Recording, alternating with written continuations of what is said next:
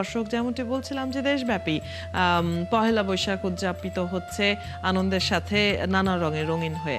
এবারে চলে যেতে চাই বরিশালে, সেখানকার নতুন বছর বরণের আয়োজন সম্পর্কে জানবো। সহকর্মী বিধান সরকার আমাদের সাথে যুক্ত হচ্ছেন সেখান থেকে। বিধান, শুভ নববর্ষ। জেনে নিতে চাই বরিশালে এবছর নববর্ষের কি কি আয়োজন রয়েছে, আপনি এখন যেখানে আছেন সেখানে কেমন পরিস্থিতি দেখছেন, কি ধরনের আয়োজন চলছে? আমরা বর্ষবরণ করবো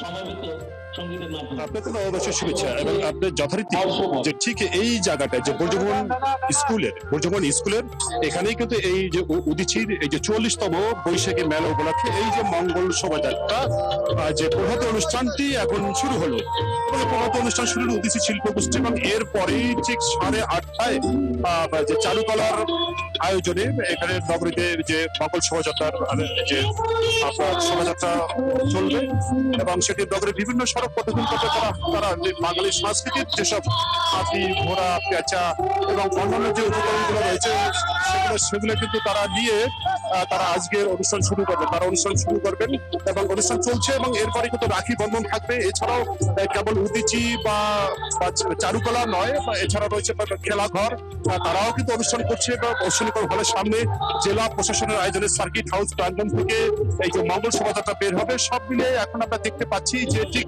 উদীচীর আয়োজনে 40তম যে প্রভাতী অনুষ্ঠান এটি এখন চলছে বর্জমন কলেজ প্রাঙ্গণে এবং এই নিয়ে তারা 3 দিনে বৈশাখী মেলার আয়োজন করছে। বিভিন্ন স্টল এসছে এখানে এবং 3 দিনের যথারীতি অনুষ্ঠান চলবে এবং আমরা দেখেছি যে অনুষ্ঠানকে ঘিরে প্রশাসনের তৎপরতা রয়েছে, পুলিশের উপস্থিতি রয়েছে, তাদের কঠোর নিরাপত্তা রয়েছে। নিরাপত্তার মধ্য দিয়ে আজকের এই প্রভাতী অনুষ্ঠান শুরু হচ্ছে।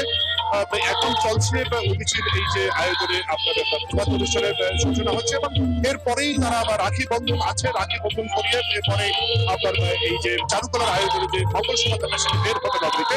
এছাড়াও আমি এর আগেও বলছি যে জেলা পরিষদও মঙ্গল শোভাযাত্রার আয়োজন করেছে, খেলাঘর তাদের বিভিন্ন কর্মসূচি রয়েছে এবং বিভিন্ন অন্যান্য সংগঠন রয়েছে, তারাও এই যে আজকের পহেলা বৈশাখ উপলক্ষে নানা ধরনের কর্মসূচি থাকছে। আপনাকে দেখাচ্ছি বিধান, আপনার মাধ্যমে আমরা বরিশালের আয়োজন দেখে নিচ্ছিলাম এবং যেমনটি আপনি বলছেন যে 40 বছর ধরে উদীচীর এই আয়োজনটি হয়, আমরা যুক্ত আছি সরাসরি সেখানে।